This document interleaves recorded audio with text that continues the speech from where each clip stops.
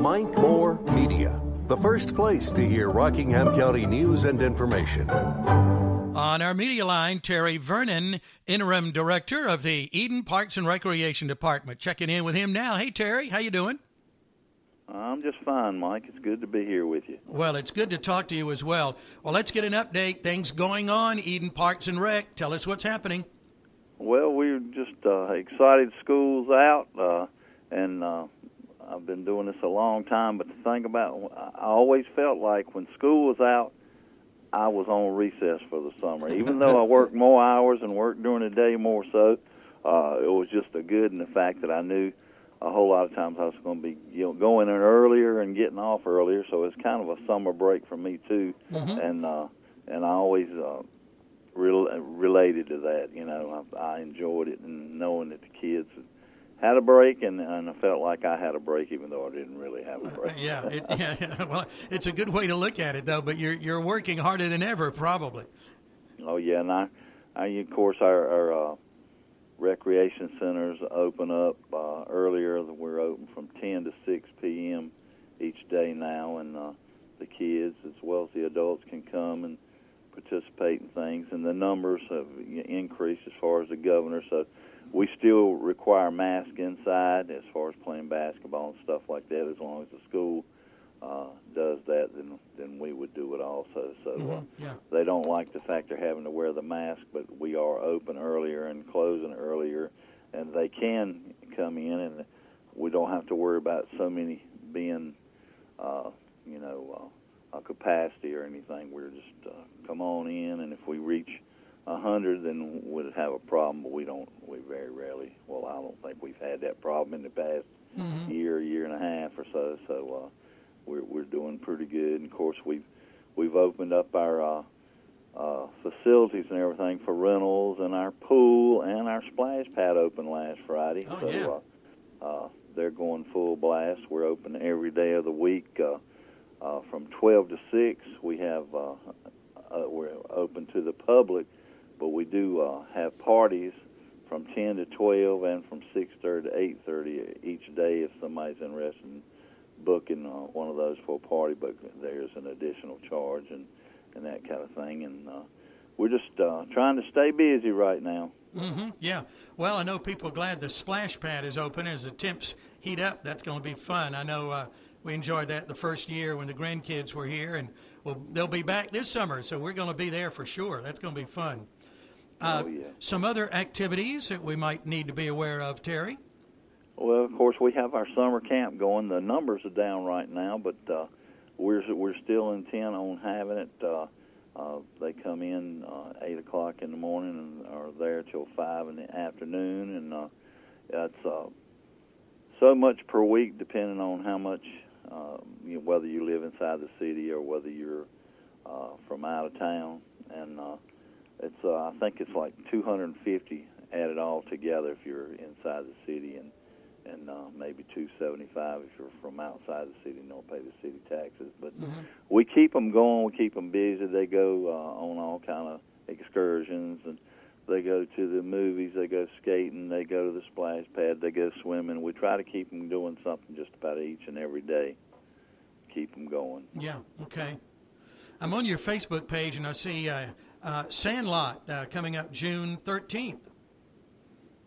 Yeah, that's from an outside organization. They're utilizing our field. Okay. And I'm not that much familiar with it other than the fact they call me, and I've read some things about it and everything, and it sounded like, I'm all for things that have worked in the past. And, it goes back to old school, because back in the day, that's how we passed our time, was going out in the old Sandlot. I grew up next to Burton Grove School, so we had a little playground right there across the street, and we'd go down in that playground, and we would play something every day, and we were always having fun, always playing games, and that's what we did, be it games with balls or anything like that, or in the evenings we'd play hide and seek, kick the can, all those good old games. Yeah, some good memories there at Burton Grove and on that ball field, that's for sure, that playground. Yeah, with our kids too. Yeah. Okay. Anything else we need to mention? Oh, we got lots of I said before, we're renting out our facilities and grounds and everything. And let's see, of course, our greenways and so forth, Smith River Greenway and Matrimony Creek and all those things. People are utilizing those more and more each and every day, as far as with the weather being nice and pretty and people wanting to get out and do a little bit of walking and exercising and so forth. They're wide open, and we're having a lot of people that's visiting those. And then we got your accesses to the river there at Smith River and Clay Street, and also down at Draper Landing. I'm assuming, and I'm pretty sure that the numbers will pick up people tubing up and down the river and that kind of stuff. And we're possibly, it's still on the drawing table that we might be able to get something together where we offer some tubing on the Smith River maybe this summer. Future weeks coming up, something a little different, something like what Madison Medan did last year. Yeah, and that's a possibility. And of course, we got our plans for possibly a bike trail down at New Street, the area down there that the city and the county own together. We're hoping to utilize some of that. Right now, it's not being used for anything, so we figure, well, we can go in there and actually do something positive with it and give our citizens something to do and somewhere to go and that kind of stuff. Sure. But our facilities as far as the Boone Road and the Bridge Street nutrition site and stuff like that, people are really enjoying those. We rent them out, Fridays, Saturdays, and Sundays, and they're being utilized. But I guess the biggest attraction is the Freedom Park shelters, the number one shelter down there next to the playground. It's booked up. Oh, Lord, I think back in May we had a total of 26 rentals, so just about every day of the month was rented. And we do have the amphitheater down there, and the last Saturday each month we're doing the music in the park and the cruise in down there. So we've had a couple of, let's see, I think the first weekend was the Bullet Band down there with Kenny Grubbs, and then we had Carolina Cool was down there this last month, and this time I'm not familiar with the group, but they're called Remedy, and they're going to be down there playing at the end of the last Saturday this month. So should be interesting, give people something, something to do and a place to go. And of course, we're still having ball tournaments down at Freedom Park on the weekends when they get enough teams to make the tournament happen and stuff. And I think we got a group coming down there, Top Gun, this weekend. If it's not too wet, the guys bringing ages 10U girls fast pitch down there. He's got 13 teams that's coming up here to Eden, so that'll keep them busy for a day, I'm sure. But, sure, yeah. If nobody's got anything to do, drop on by Freedom Park. They charge an admission at the gate to go in and watch the girls, but you'd be amazed how good these little girls. They start off playing when they're 4 and 5 years old, and by the time they're 11, 12, 13, 14, they can flat out play the game. Yeah, get them going early. That's the idea. Yeah, we had we were a little low on numbers and stuff like that this year as far as our sports program, but we did manage to get 2 little peanut teams, which is actually a T-ball for ages 4, 5, and 6. We had 2 teams, and the Boys and Girls Club had 2 teams, and we played a little league during the month of May, and we just finished up with our teams yesterday. And the kids really, they started off, I went out there the first practice or so, and they had a whole lot to learn and a whole lot of fundamentals to get going. But during the course of the season, from what I saw, they learned to play whole lot more so, and they got better. And of course, you can really tell the kids that had never played before, and we had a whole lot more 4-year-olds than we did 6-year-olds by far. So they actually learn, and it's always a real joy to watch the little bitty kids, and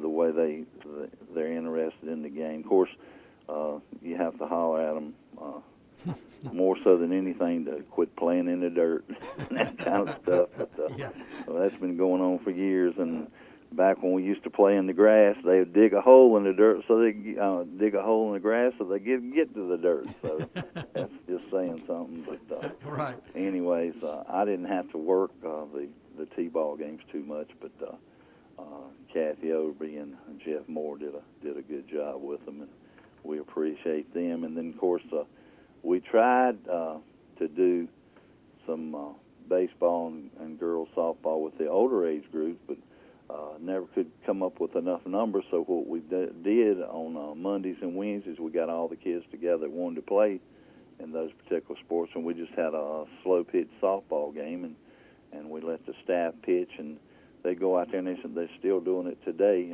The numbers that we never had, but probably 9 or 10 kids there at a time, but we would break up into groups of 5 or 6 or so, and some of the parents would help volunteer and that kind of stuff, and we just play a game every Monday and Wednesday, and we tried doing kickball league with adults as well as kids, and sometimes we had as many as 28, 29 people, very few adults, but a couple here and there along the way. But I think yesterday Kathy told me that I think we had 8 kids there yesterday, like 4-on-4, but we still played. Sure. So the kids, I mean, try to give them something to do, keep them involved and that kind of stuff. So we'll try to continue that, and maybe more kids will start showing up and that kind of stuff, because we're just trying to give them something to do to keep them occupied. That's right. Well, lots of programs, lots of activities. We've got about a minute left, Terry, to kind of sum things up. So whatever you need to add to here at the conclusion. Okay. Our senior programs are still going strong. Carla Huffman's doing a great job with keeping them involved. If anybody's interested, you call 336-627-4711, and she'll tell you what's going on.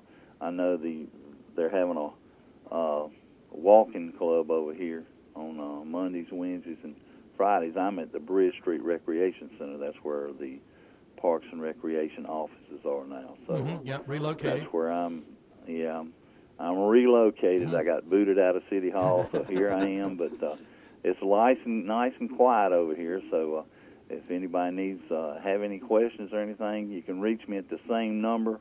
It's what I had at City Hall. It's 336-623-2110, and I'm extension 3026, and that will reach me right here at the Bridge Street Rec. And I'm always happy to talk with you. If you have any kind of problems or any kind of questions or anything, just give me a call, and I'll be glad to help out any way I can. If I can't find out the answers, I'll find somebody that can. Yeah. Well, you've been doing this a long, long time, and appreciate you, Terry, and the Parks and Rec team for all of the good stuff you do. Thank you. Good to talk to you. Well, I appreciate that, Mike, and I haven't done it quite as long as you have the radio, so I can appreciate what you've gone through, and I thank you for everything that you've done for the community and everybody in and around the Eden area. You're so kind. I appreciate that. Glad to do whatever little bit I can do, but when it comes to Parks and Rec, you folks got it all together, making it happen. Have a good weekend. Thank you, Terry. Thank you, Mike. All right. Good talking with you. You too. Bye. Have a good one. Bye-bye. All righty. That's our friend Terry Vernon, Interim Director of Eden Parks and Recreation. Again, you can get him at 336-623-2110, and that will prompt you to his extension. And please check out their Facebook page. That's Eden Parks and Recreation.